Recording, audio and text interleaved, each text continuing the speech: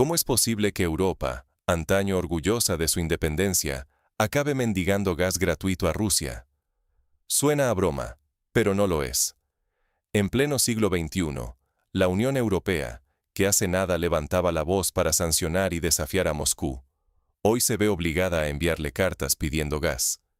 Y no solo gas, sino gas gratis.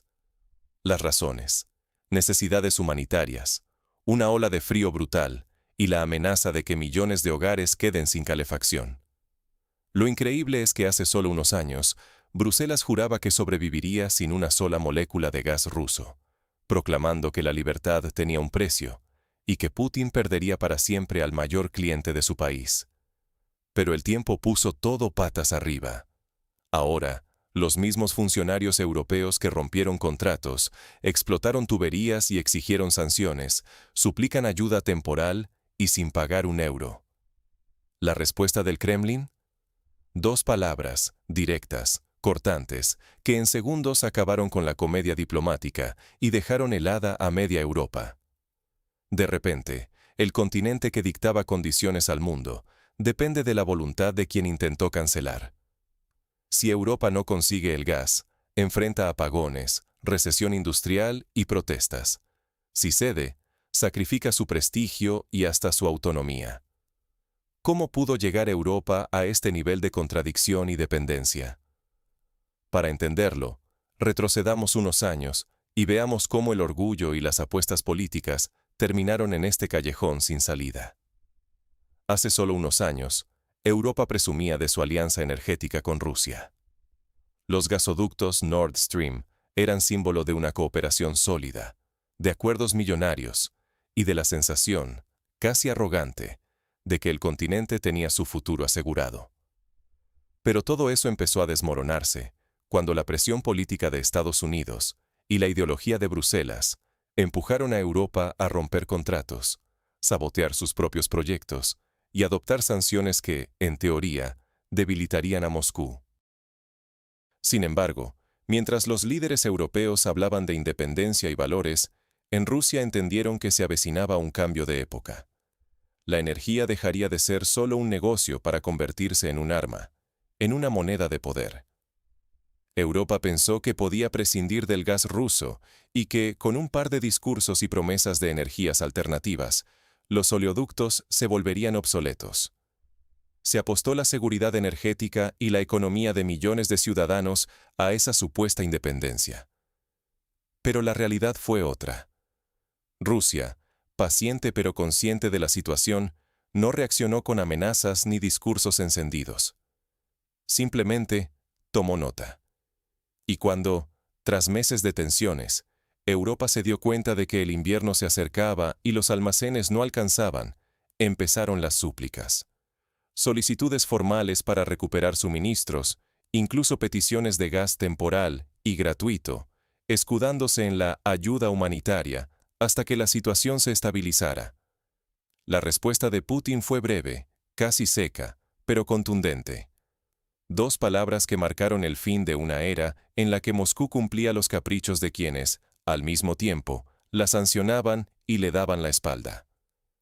Europa, que alguna vez fue ejemplo de pragmatismo, se quedó atrapada en su propio juego y ahora pagaba el precio del orgullo. Al romper los puentes con Rusia, no solo perdió gas, perdió influencia, seguridad y la imagen de fortaleza ante el mundo. Pero las consecuencias de este quiebre llegaron más rápido de lo esperado, y con ellas, el conflicto principal. Cuando más lo necesitó, Europa tuvo que recurrir a quien había intentado cancelar. La ironía es brutal. Después de años proclamando independencia energética y lanzando sanciones, el invierno y la crisis industrial empujaron a los líderes europeos a tocar la puerta de Moscú.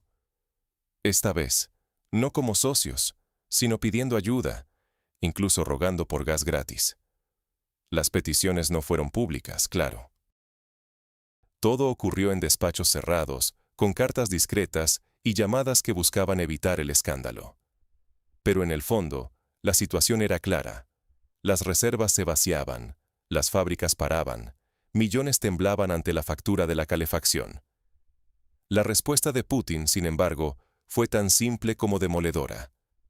2 palabras, frías, directas, bastaron para dejar claro que la era de la indulgencia había terminado. Ya no había espacio para ruegos ni favores. Ese no de Moscú fue más poderoso que todas las sanciones juntas. Europa, que se veía como árbitro del orden mundial, se encontró de repente sin margen de maniobra, atrapada por sus propias decisiones. La reacción en el continente fue un caos. Reuniones de emergencia, gobiernos señalándose unos a otros, intentos de maquillar la crisis ante la opinión pública. Los medios hablaban de malentendidos temporales, de problemas técnicos o de traducciones desafortunadas del Kremlin. Pero debajo de esas excusas, lo que se respiraba era miedo. El miedo a admitir que el juego se había terminado y que Rusia ya no era el proveedor obediente, sino el jugador que dicta el ritmo y las reglas.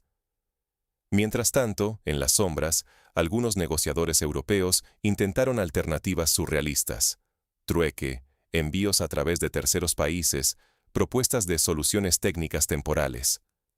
Moscú ni siquiera se molestó en regatear. El mensaje era inapelable. Traicionaste la confianza. Ahora acepta las consecuencias. Todo esto deja a Europa en una posición incómoda. Arriesga su economía, su reputación y hasta su dignidad, mientras Rusia, lejos de hundirse, refuerza lazos con Asia y consolida su poder como árbitro energético. El choque de realidades es brutal, y mientras políticos intentan moderar el golpe, ciudadanos europeos ya se preguntan si valía la pena sacrificar tanto solo para terminar rogando ayuda. Pero este cambio de paradigma no es solo un problema del presente. Las consecuencias de este giro se sentirán durante años, redefiniendo el futuro de Europa y del mundo. Mientras Europa discute y sufre, el mapa energético mundial ya está cambiando. Lo que parecía un simple pulso diplomático se ha transformado en una auténtica revolución silenciosa. Rusia, lejos de doblegarse ante las sanciones y la presión mediática, ha girado el timón hacia Asia y otros mercados emergentes. Ahora vende su gas a precios récord, sin concesiones, solo a quienes respetan sus reglas. En este nuevo tablero, Europa ya no dicta las condiciones. Observa desde la barrera cómo el suministro que antes daba por hecho alimenta fábricas y hogares en China, India o Turquía. El mensaje es claro. La energía no es un acto de caridad, es un intercambio que exige respeto mutuo. Mientras tanto, los ciudadanos europeos se enfrentan a una realidad incómoda. Las promesas de independencia energética suenan vacías frente a las facturas que suben cada mes, las industrias que cierran y los empleos que desaparecen. La dependencia de gas estadounidense, mucho más caro y a menudo sujeto a vaivenes políticos, deja a Europa no solo en una posición débil, sino también a merced de intereses ajenos. El sueño de autonomía se ha trocado en una pesadilla de vulnerabilidad, y la opinión pública empieza a preguntarse si quienes toman decisiones realmente entendieron los riesgos. Desde Moscú, la reacción es de tranquila superioridad. No hay amenazas ni discursos grandilocuentes, solo hechos. Rusia cumple sus contratos con quienes cumplen los suyos, y ofrece sus recursos a quienes no le señalan con el dedo. El simple no de Putin no es un gesto de enfado, sino una demostración de sentido común y confianza.